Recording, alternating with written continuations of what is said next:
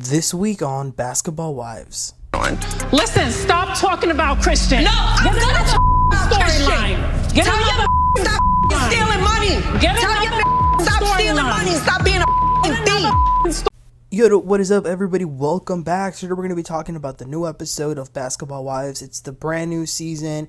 This was a great first episode, so let's talk about it.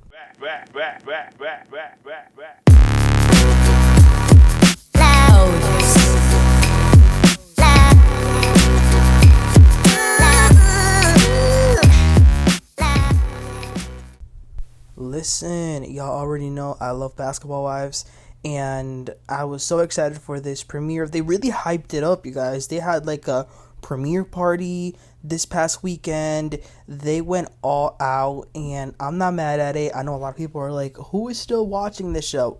Me. I'm still watching, okay?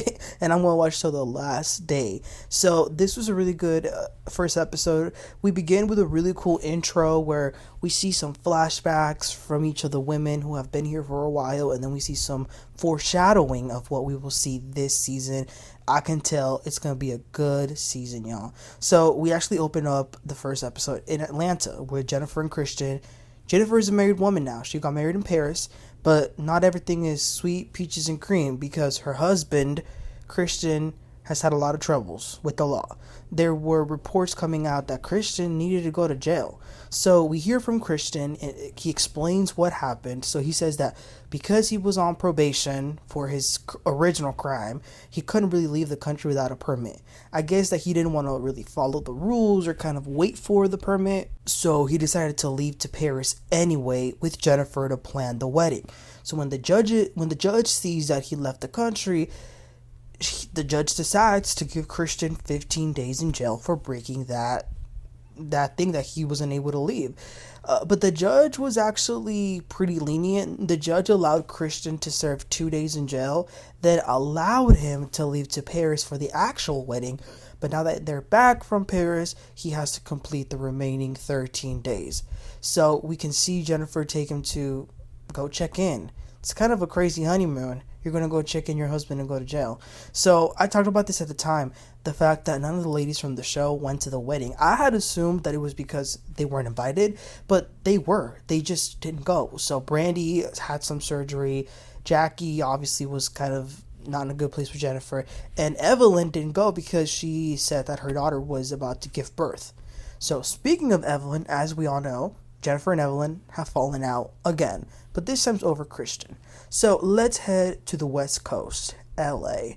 So we see Jac'Eil. By the way, shout out to Jackie Christie, the queen of this show, because her husband Doug became the head coach of the Sacramento Kings. Hell yeah. So Jac'Eil goes to her daughter Chantel's place, who just had a baby. Chantel herself is married to a basketball player, Daquan Jeffries, who plays for the Charlotte Hornets. So Chantel is also a basketball wife. She has 2 kids, but the oldest daughter is from a previous relationship, and the previous man doesn't want her to be on TV. So we'll only get to see her youngest son that she had not too long ago. I don't think we've ever really seen mother and daughter like on the show, like in the cast. I mean, we did like back in the day, Vicky and Brianna from the OC Housewives, but other than that, like this is a very new dynamic. I will say this first episode, I like Chantel's energy. From the previews, it looks like things are going to get very messy between them, so we're gonna have to wait and see, because she's open about the fact that she has had issues with her mom before, so it'll be interesting. Moving along to Evelyn, she says that she's still busy with her jumpsuit brand. She is now a new grandmother. Her daughter had a baby with the game. Evelyn is the game's baby's grandmother. That is crazy. But all I will say is the apple doesn't fall far from the tree, okay? So she goes to a store with Jac'Eil. They both have this new bond of being grandmothers.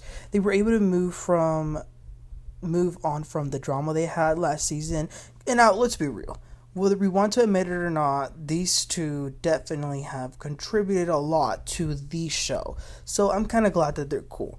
Jac'Eil has an idea to have a Friendsgiving to introduce her daughter to the rest of the group and just for all of them to come together. So she's going to plan that, and she does want to invite Jennifer.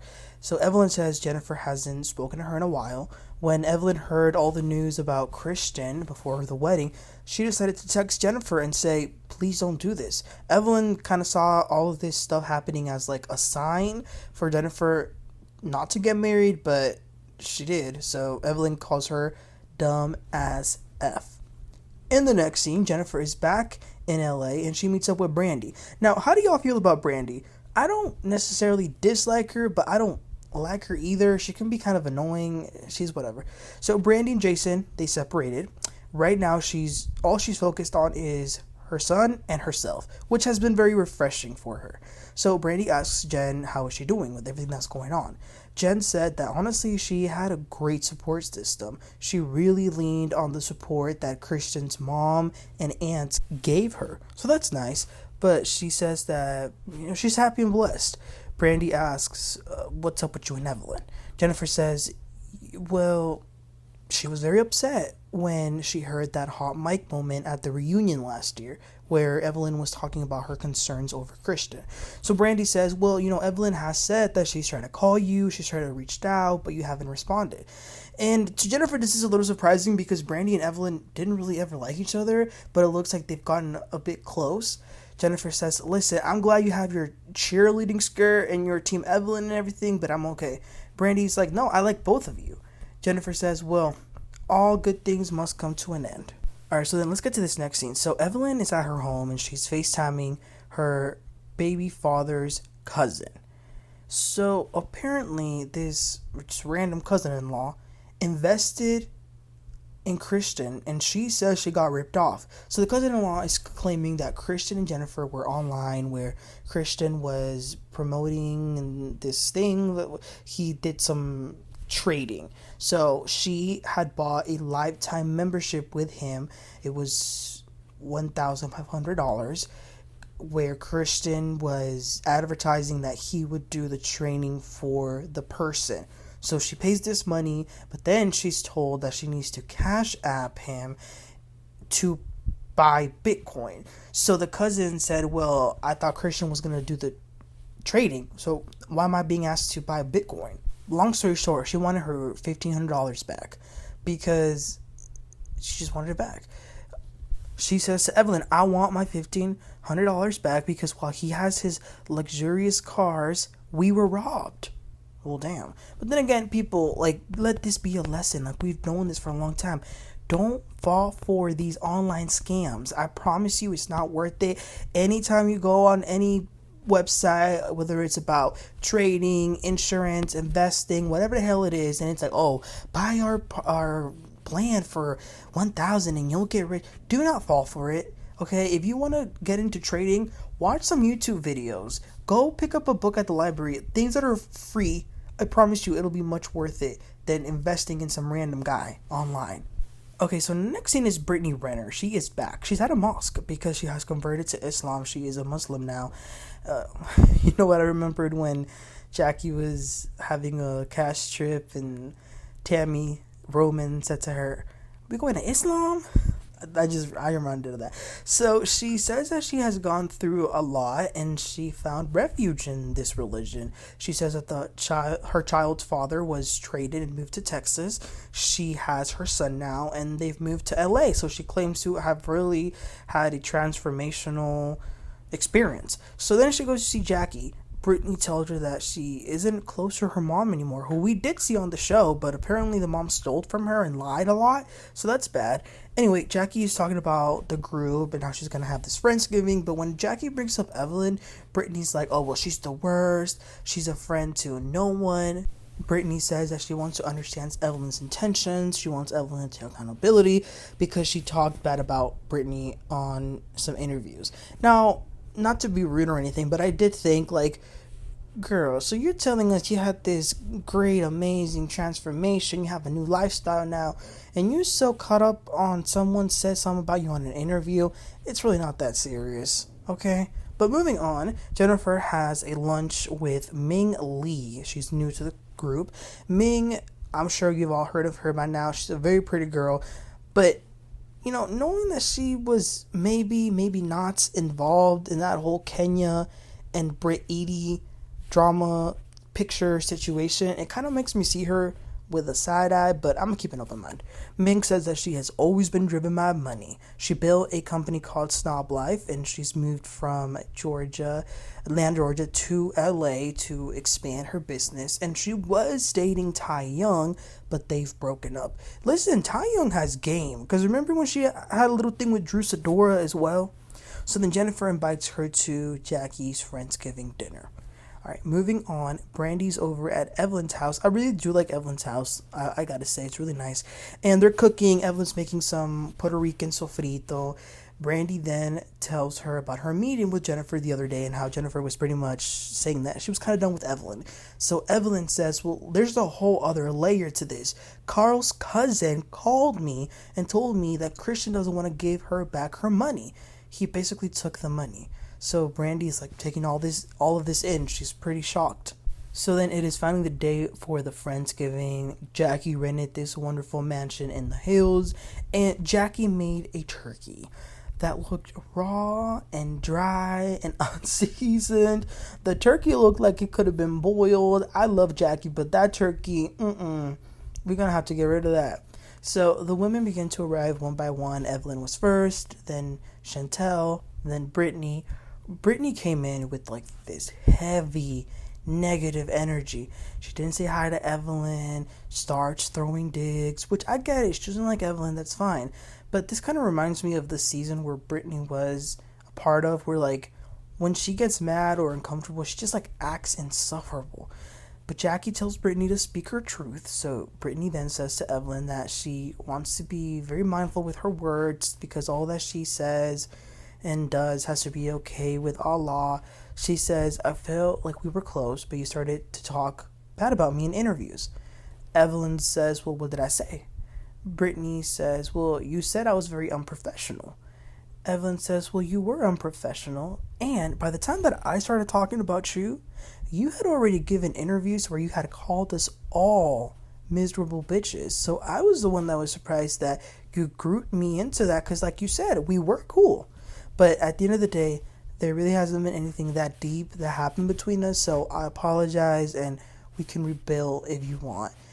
And Brittany actually appreciated this apology. She wasn't expecting it, but she looked very happy to receive it, and then they hug it out. So that was nice. At least we got a little resolution in this first episode. Brandy, Jennifer, and Ming then arrive, and as always, Jennifer's outfit was the best. Jennifer can dress so well. So they gather around. Jac'Eil really wants everybody to try her turkey, even though she doesn't eat meat herself. And the way she started poking and cutting that poor turkey with scissors, there were some pink parts. So they all sit at the dinner table, and Jac'Eil kind of guides the conversation and says that there are elephants in the room, so if Jennifer and Evelyn would like to talk, they can. So Evelyn says to Jennifer, I just want you to know that audio that you heard was me talking to the private detective. It's what I feel, but I don't want you to think that I was going around talking about your man with other people, because I wasn't. I wanted to say it privately, but here we are. Jennifer then says, well, there's a lot of things that are false. We're not gonna make this about Christian. Evelyn says, well, it is about him. Carl's cousin reached out to me. She invested money and has been trying to get her money back. Tell your man to send her back her $1,500. I can show you the receipts. I can show you the context. Jennifer says, you don't have to show me anything. Evelyn says, I know you want to deny it. Jennifer says, no, I'm not interested. So Evelyn pulls out a piece of paper and she says to Jennifer, oh, you're not interested? You're not interested about the elderly woman, the disabled woman that he scammed? You don't care? Jennifer says that Christian doesn't even know who that person is. Evelyn says, girl, I know that that's your man and the mother effer will bring you down, but he stole that lady's money. Jennifer says, well, he's a trader. People need to realize that there are good days in trading and there are bad days. That's what happens when you trade. Evelyn says, well, can he even trade as a felon? Jennifer says, yeah, he can. Brandi then is trying to ask Jen, how do you feel about all of this? Jennifer says, I don't care. You can ask me the question as many times as you want, but I'm not talking about it. So she kind of snapped at Brandi. Evelyn then adds to the conversation. She says, I'm also concerned for her, for Jennifer, because people are going to start assuming that the things that she's doing and buying are done with stolen money. So that's when Jennifer's like, okay, I'm done. So she gets up and leaves.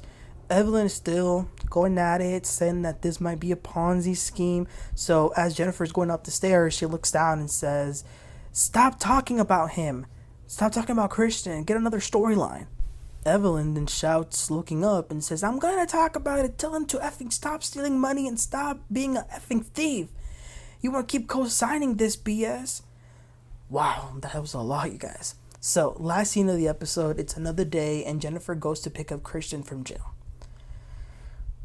I'm sorry, but I can't imagine being in Jennifer's shoes. A woman in your late 40s, you just got married, and you're gonna have to go pick up your husband from jail? That's kind of crazy, Jennifer. I'm sorry, but you do be looking like a damn fool out here. So Jennifer then lets him know all the accusations that Evelyn threw about her cousin-in-law and the victims and all this stuff. Christian says that honestly, $1,500 isn't it's nothing for their lifestyles. Jennifer says, and Evelyn also told me that a felon shouldn't be able to trade. Christian says, well, then felons shouldn't be able to be presidents. Okay, now you got that one, Christian. Okay, point for you on that, because you definitely ate with that. But Jennifer says that Evelyn needs to stop coming for her, and that was the end.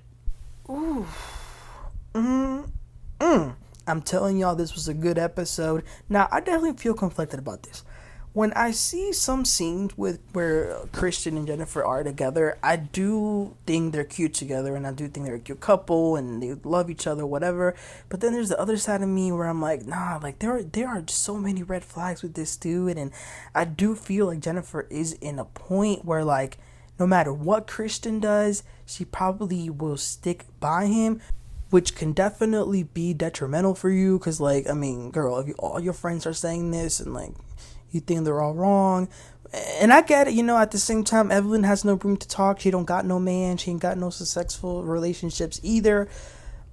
But I think there is some concern. She's definitely trying to be messy. It's a lot of different layers to this, you guys. A lot of sides to it. But most importantly, I want to know what you guys think of this. So what did y'all think of this first episode? And of Jennifer and Evelyn going at it? Let me know, you guys. Please don't forget to like and subscribe. And I'll catch y'all next time. Y'all have a great one. Bye.